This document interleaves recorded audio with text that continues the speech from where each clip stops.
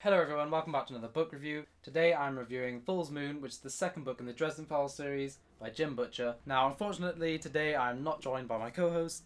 She decided to leave me. It's the first video that will be uploaded on this channel, other than my old ones, that won't feature her. So it's a sad day, but we have to live on.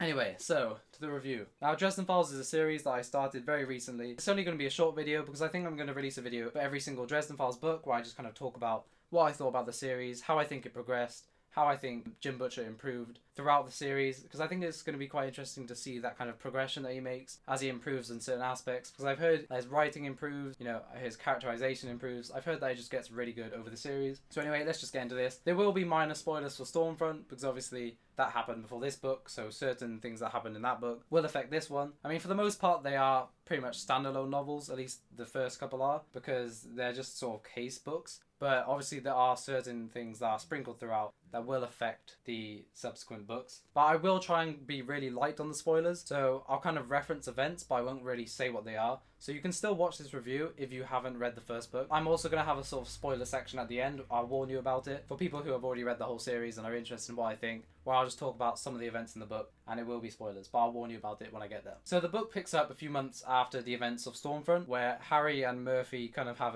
quite a strained relationship after what happened in the first book, because Murphy's kind of struggling to trust Harry. He went off without her, and he wasn't completely honest with her, and she's quite angry at him about this. One of my favourite things about the first book was Murphy, and the relationship between her and Dresden. I really liked that kind of back and forth, like frenemies. I mean, they are friends, but she also kind of has to do her duties as a police officer, and sometimes she has to arrest Dresden, which she does a lot. I feel like Murphy kind of didn't have to arrest him as much as she did. I still do like that I like that dynamic. Murphy was slightly more annoying than I would have liked her to be in this book, but at the same time I do get it. And I do still really enjoy Murphy's character. I love how Jim focused on her trust issues. I feel like that's going to play a big part in the future books. I feel like there's going to be a lot of development there. I'm just really excited for where he can go with her character. So Murphy basically comes to Harry about a bunch of murders that have happened recently. But these murders, they're not just normal murders. These people have been torn apart. They've had like eyes torn out and necks and tracheas ripped out of their throats or whatever. Very gruesome murders. And of course, Fool's Moon, if you haven't already gathered, this book features werewolves. But it might not be what you think though, because not only is it werewolves, but there's like 3 different types of werewolves in the book. That is one thing that I quite liked about this book as well, because rather than Jim Butcher just, using typical old werewolves, which are really cool, I do really like werewolves, so I was quite excited to read this book. But he actually creates 3 different species of werewolves. He actually added his own sort of unique thing to it, and the different types of werewolves have different like capabilities and different attributes, so I found that quite interesting. So one thing I'll say about the mystery of this book, the mystery that Harry's trying to solve, I did find that there was like almost no actual investigation in this book, which I wasn't a huge fan of. It kind of just felt like everything sort of slipped into his lap, rather than him going and actually like investigating it. It was just like he'd go from one place to the other, get sort of threatened, and then run away. That just kind of felt like what was happening. I didn't have a huge issue with this, but I just felt like there wasn't a lot of him sort of working things out. And I'm quite a big fan of this, where like following a character sort of getting to the bottom of a mystery, figuring out the clues. I really like piecing things together. I did quite like that about the first book. I think the first book definitely covered the investigation part a lot better than this one did. But I'm okay with that, because the series isn't just focusing on him like being an investigator. I'm pretty sure it will grow into more than just that. That's kind of what I gather anyway. In terms of whether I like this as much as the first book or not, I'm quite back and forth with that. I feel like because I read the first book, I liked it, and now I'm into the series. In some ways I liked it more because I now know the characters. I'm more interested in the characters and I want to get to know them more. But at the same time, there was just something off about it I didn't have that the first one had. I feel like a lot more happened in this book, but it happened in like a short amount of time than in Stormfront, and Stormfront just kind of spread it out better, handled it all better. But I still really enjoyed this. It was a fun read. If you're into like action-packed, over the top crazy fights and just magical stuff, then you'll be into this series, because so far it delivers on that. For example, there was actually a scene where there were like 4 different sides, I think 3 or 4 different sides fighting, but there's multiple sides in this book, and that's one thing I did quite like about this. There wasn't just one typical sort of villain. There were like different sides to it. It wasn't anything like complex, but I just really like the cast that's being built in this world, and I can just feel that cast expanding. But yeah, I think one of my favorite things about the book so far have just been the kind of interactions that Harry has with people. I really like his relationships. I think that's the thing I'm most interested in at the moment. Like his relationship with Susan and with Murphy, just with his friends. Harry is like the type of character who just really cares about people. So I'm really invested in his character. So even though he has his flaws, he has a lot of positives about his character too. He's not completely perfect, but he's also very likable. You can tell he has his demons from the past, and that's another thing about these books. So far, there's definitely been a lot sprinkled in about like his family, like about his parents, and you can tell that there's definitely something being set up here for future books. I have heard that it really gets into like the wider series after the first three when you start on the fourth book. So if you're worried that these books are like constantly going to be standalone, then don't worry, because I can tell that the wider story is kind of unfolding whilst also being fun to read on their own. Now, the main villains in this book, I definitely preferred them to the ones in the first book. They weren't like amazing, but I did really enjoy them because, you know, in the first book there's just kind of this dude using dark magic. You know, you don't really know who he is. He's just some random guy who Harry happens to confront in the final scene. But in this book, the villains are kind of expanded upon a little bit more, and they have a little bit more character to them. Like I said, they're not like great villains, but they're still definitely an improvement from the first book. And villains are like one of my favorite things about books. I really enjoy like well-built villains who you love to hate, and I feel like this series is definitely going to improve on that front over time. And the werewolves are really cool. Certain scenes were just really cool, although I will say that the climax, like the final battle, I wasn't a huge fan of it. There were a few things that I just struggled to like picture in my head. Sometimes I couldn't really follow what was happening.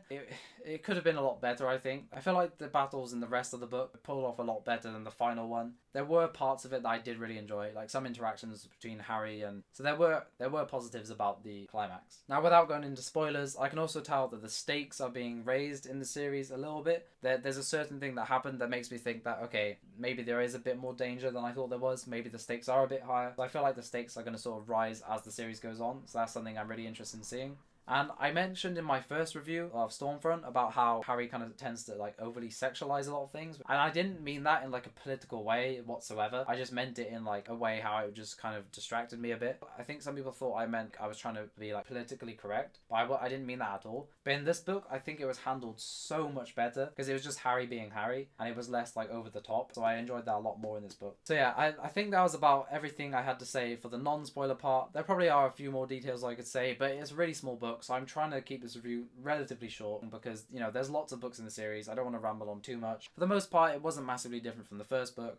There were a few improvements, a few things I liked less. I think overall I'll give it a slightly lower rating than the first book. So I'd probably give Fool's Moon probably a 3.5 out of 5. I always struggle to give books like anything below 4 stars because for me that almost feels like I'm trying to say it was a bad book. But I actually had a lot of enjoyment out of this book. Like, that's the good thing about this series so far. Like, I feel they're page turners. It's just a lot of fun, and like I really enjoy them. I always struggle to go below 4, which is why sometimes I might be a bit over generous with my reviews. I really want to give it a 4 star, but like I said, I think that would just be too positive. As much as I enjoyed this book, it does have its flaws. There's a lot of things that could be improved, but I definitely expect there to be a lot of improvements as the series goes on. But anyway, that's the end of my non-spoiler review. Now I'm going to get into a few spoiler points. So anyone who hasn't read the book yet and you don't want to get spoiled, then I'd probably leave the video now. So for those of you, thank you very much for watching. I'll see you in the next video. So there's not a whole lot I'm going to say in the spoiler section just because it's a small book and not a huge amount happened. But I'm just going to sort of say some of my predictions because I thought it would be fun to share my sort of journey in the series. I definitely see, you know, the breadcrumbs being spread about Harry's family.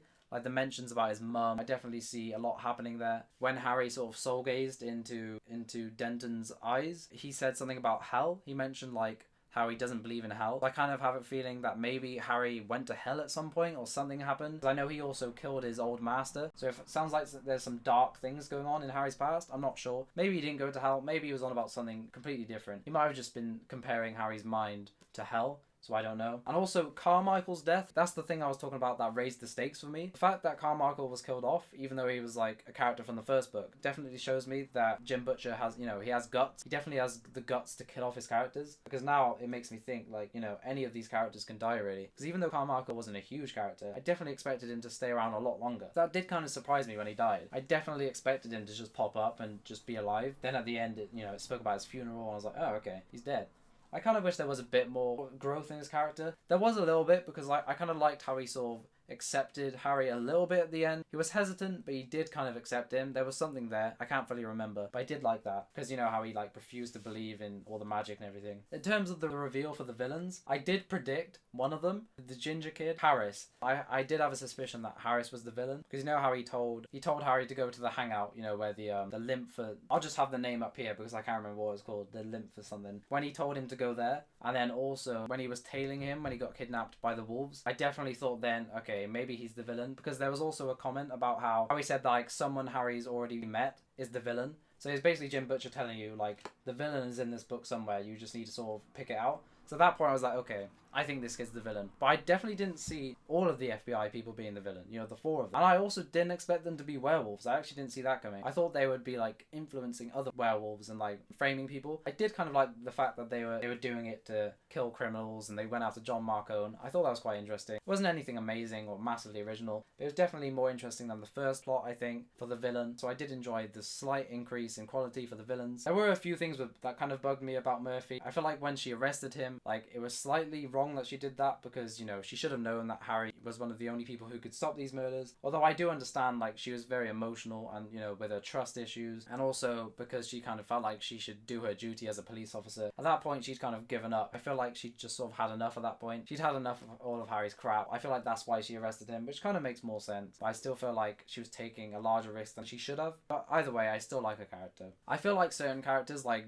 Billy the Wolf, I quite liked Harry's relationship with the young wolves. I really liked him sort of almost taking like the, not father figure, but like the teacher figure. I really liked that scene, and you could see that he actually cares a lot about people and kids. Like I said, I really enjoyed Harry's interactions with people and his relationships. I have a feeling that at least Billy will be coming back. I hope he does, because I think it'd be quite interesting. I think there's still some story there for them, so that could be quite cool to see. And I feel like there will be a lot of recurring characters coming back, because that's kind of what happened from the first book. I think that's about everything I have to say. Like I said, I look forward to reading the next books. I will be reading Grave Peril. I will be reviewing that very soon. But anyway, I hope this video was useful, and I hope you enjoyed, you know, hearing my thoughts. If you have already watched the series, you just wanted to hear what I thought. But I enjoyed the book. I'm really into the series right now. It's so much fun. It's different to anything I've been reading, and it's just such a big relief. I definitely feel like I'm going to be reading all the way to the end. Again, thank you for everyone who's been, you know, like commenting and subscribing and joining the Discord. If you haven't already joined the Discord, then do that. It's just a sort of community thing for readers and writers. We're currently buddy reading The Lies of Locke Lamora, so if you're interested in that, make sure to join it and do that with us. But anyway, that's been my review of Fool's Moon. Thank you for watching, and I'll see you in the next video, and goodbye.